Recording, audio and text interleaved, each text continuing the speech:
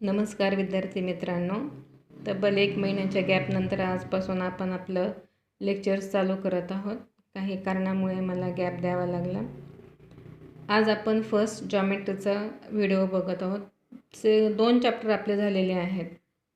पहिला सिमिलॅरिटी आणि दुसरा पायथागोरस थेरम. तिसऱ्या चॅप्टरला आपण सुरुवात करत आहोत. बऱ्याच विद्यार्थ्यांचं म्हणणं असं पडलं की सर्कल चॅप्टर थोडासा हार्ड आहे, तर ऑनलाईन लेक्चर घ्या. पण ऑनलाईन लेक्चरला थोडंसं कनेक्टिव्हिटीचा प्रॉब्लेम येतो आणि 20 मिनटामध्ये तसं जवळजवळ काही शिकवून होत नाही. थोडंसंच होतं. म्हणजे जर आपण 40 मिनटाचं जर लेक्चर घेतलं तर त्याच्यात 20 मिनटं वाया जातात. म्हणून मग मी तुम्हाला व्हिडिओ करूनच पाठवते. पण तरी पण जर नाही समजलं तर तुम्ही मला पर्सनली कॉन्टॅक्ट करू शकता. ओके. आणि खूप टेन्शन घेऊ नका ह्या चॅप्टरचं. फार काही अवघड नाही. फक्त सुरुवातीपासून लक्ष द्या, तुम्हाला सगळं काही समजेल. काही मागच्या वर्षाच्या बेसिक गोष्टी आपण बघतो. सर्कलची डेफिनेशन तुम्हाला माहिती आहे. Circle means what? It is a locus of a point which is fix distance which are locus म्हणजेच काय? It is the collection locus of a point which is equidistant from a fix point. म्हणजे असा point की जो एका fix पॉईंटपासून इक्विडिस्टंटवर आहे, अशा सगळ्या पॉईंटचा सेट म्हणजेच काय असतो? सर्कल असतो. That fix point is called as a centre of a circle and distance between that fix point and the locus of a point, म्हणजे हे जे बाहेरचे जे सगळे पॉईंट्स आहेत त्यांना काय म्हणायचं? Radius of a circle. आता ह्या सर्कलचं बेसिक गोष्टी ज्या आहेत त्या आपल्याला माहिती आहेत. तरी पण मागच्या वर्षापर्यंत आपण जे शिकलो ते आपण थोडंसं रिवाईज करू. पहिली डेफिनेशन आहे ती म्हणजे congruent circle. Congruent circle means the circles which have the same radius are said to be congruent circle. अशा सर्कल की ज्यांची रेडियस सेम आहे त्या सर्कलला काय म्हणायचं? कॉन्ग्रुएंट सर्कल म्हणायचं. म्हणजे ह्या सर्कलची रेडियस आर असेल तर दुसऱ्याची पण रेडियस आर असली पाहिजे. दोन्ही radius same. These circles are said to be congruent circle. Circles having same radius are congruent circle. दुसरा कॉन्सेंट्रिक सर्कल. कॉन्सेंट्रिक मीन्स एकच सेंटर असलेला. हे एक सेंटर आहे, हे त्याचं सर्कल. दुसरं सेम सेंटर घेऊन फक्त रेडियस चेंज, हे दुसरं सर्कल. तिसरं घेतलं आपण, सेंटर सेम ठेवायचं, रेडियस चेंज करायची, हे तिसरं सर्कल. म्हणजेच काय आहे? The circles which have the same centre are said to be concentric circle. Intersecting circle. If the circles are intersecting in a single point or in a double point, त्याच्यापेक्षा जास्त intersecting point नाही. एकतर single point असेल नाही तर double point असेल. म्हणजे single पॉईंटचं intersection जर असेल तर हे अशा प्रकारचं इंटरसेक्टिंग होतं. डबल पॉईंटचं जर असेल तर ह्या प्रकारे इंटरसेक्शन होतं. हे बघा, these are the intersecting circles. These circles intersected at a single point. These two circles intersect at a two double points. These are the some basic definitions of a circle.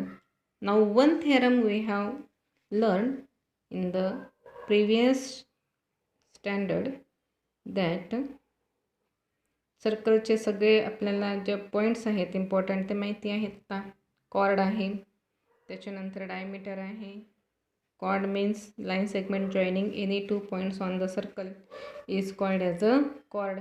Diameter means a chord which passes through the centre of a circle, त्याला काय म्हणतो आपण? Diameter म्हणतो. Radius तुम्हाला माहिती आहे. आता ही सर्कलची cord आहे आणि हा सर्कलचा सेंटर सी आहे. We know that the perpendicular drawn from the centre of a circle on the chord bisect the chord. सगळ्यात महत्त्वाचा थेरम. फर्स्ट लक्षात ठेवा, perpendicular drawn from centre of a circle centre of a circle on the chord bisect the chord पाठ करण्यापेक्षा याचं meaning समजून घ्या आता. परपेंडिक्युलर ड्रॉन म्हणजेच ह्या सर्कलच्या सेंटरपासून तर ह्या कॉर्डवर टाकलेला परपेंडिक्युलर हा काय करतो, इट बायसेक्ट द कॉर्ड. बायसेक्टचा मिनिंग काय असतो, त्या कॉर्डचे तो दोन सारख्या भागांमध्ये विभागणी करतो. Perpendicular drawn from centre of a circle on the chord bisect the chord. म्हणजेच याचा मिनिंग काय आहे, इफ लाईन सेगमेंट, आपण आता याला नाव देऊया, हा CM हा HR आहे, आपण याला नाव दिले. Length CM is perpendicular to the length HR. CM he HR ला परपेंडिक्युलर आहे. मग ही जर परपेंडिक्युलर असेल तर आपण काय म्हणू शकतो की length of HM is equal to length of RM. काय सांगितलं होतं मी, perpendicular drawn from centre of a circle on the chord bisect the chord. म्हणजे जर CM जर परपेंडिक्युलर असेल तर हे दोन्ही जे लाईन सेगमेंट आहेत त्या सेम असतात. आणि आता याचाच कॉन्व्हर्स आहे. आता याचा कॉन्व्हर्स कसा करता येईल बघा. म्हणजे जे गिवन आहे ते आपल्याला प्रूफ म्हणून करायचं, आणि जे आपल्याला म्हणजे आपण प्रूव्ह जे केलं ते आता आपल्याला गिवन आहे. सेम रिझल्ट सेम आहे, फक्त काय आहे त्याचा कॉन्व्हर्स आहे. सर्कल त्याची कॉर्ड कोणती सांगितली आपण, HR तीच घेऊया. कॉर्डचा मिड पॉईंट M, सर्कलचा सेंटर C. आता बघा याचा converse, the line joining centre of a circle and mid point of a chord. सर्कलचं सेंटर आणि कॉर्डचा मिड पॉईंट यांना जोडणारी जी लाईन असते that line segment is perpendicular to the chord. तेच पण त्याच्या उलट आहे आता. म्हणजे इथे परपेंडिक्युलर दिलेला होता, त्याच्यावरून आपण दोन्ही लाईन सेगमेंट सेम दाखवले. आता इथे काय आहे, हा M हा मिड पॉईंट आहे. M जर मिड पॉईंट असेल तर हे आपोआपच HM is equal to RM. ह्या दोन लाईन सेगमेंट ह्या सेम आहेत. मग ह्या दोन लाईन सेगमेंट जर सेम असतील म्हणजेच M हा मिड पॉईंट असेल तर हा मिड पॉईंट आणि सर्कलचा सेंटर या दोघांना जोडणारी जी लाईन सेगमेंट असेल ती या कॉर्डला परपेंडिक्युलर असते. फक्त आता आपल्याला सायंटिफिक भाषेमध्ये लिहायचं आहे. कसं लिहिणार आता, the line segment joining. Segment काय म्हटलं, कारण त्याची लेंथ फिक्स आहे. The line segment joining centre of a circle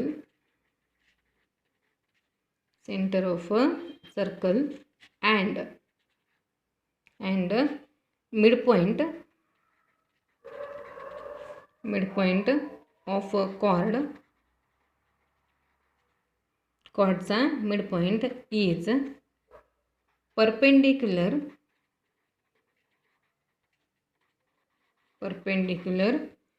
to the chord. कॉर्डला हे परपेंडिक्युलर असेल.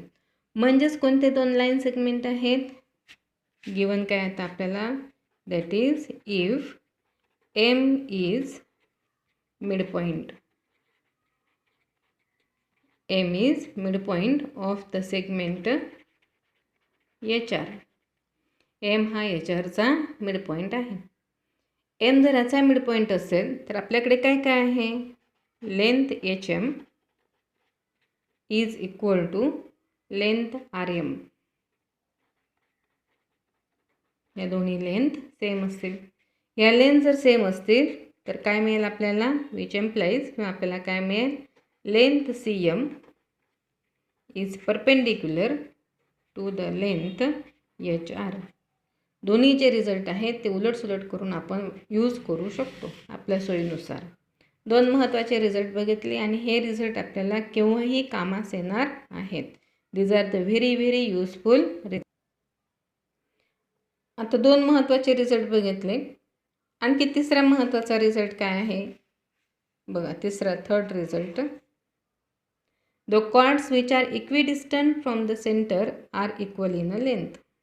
म्हणजेच काय बघा, ज्या कॉर्ड्स सर्कलच्या सेंटरपासून इक्वल डिस्टन्सवर असतात, एक कॉर्ड झाली, ही दुसरी कॉर्ड झाली, हे सगळं आपण मागच्या वर्षी बघितलेलं आहे. ही एक कॉर्ड HM आहे आणि ही जी कॉर्ड आहे ते RCR आहे. ही कॉर्ड HM आणि कॉर्ड ही CR that are equidistant from the centre of a circle. Centre आहे, हे दोन्ही जे आहेत ते इक्विडिस्टंट. सेंटर O म्हणूया आपण, हा पॉईंट A आणि हा point B. Chords which are equidistant from the centre of a circle are of equal length. म्हणजेच या दोन chord length OA is equal to length OB. याचं मिनिंग काय की या दोन्ही कॉर्ड जे आहेत, कॉर्ड HM आणि कॉर्ड CR, या ज्या कॉर्ड आहेत त्या सर्कलच्या सेंटरपासून इक्वल डिस्टन्सवर आहेत. मग त्या जर सेंटरपासून जर इक्वल डिस्टन्सवर जर असतील तर महत्त्वाचा रिझल्ट आपल्याकडे काय आहे, which implies chord HM is congruent to the chord CR. HM जी आहे ती CRला कॉन्ग्रुएंट आहे. म्हणजेच length HM is equal to length CR. HM is equal to length CR पण आहे. जर कॉर्ड्स कॉन्ग्रुएंट असतील तर इक्विडिस्टन्सवर आहेत. जर कॉर्ड्स ह्या इक्विडिस्टन्सवर असतील सेंटरपासून तर ते तरी पण त्या कॉन्ग्रुएंट आहेत. हे महत्त्वाचे 3 रिझल्ट आज आपण बघितले. उद्याच्या पिरियडला आपण पुढचं घेऊया.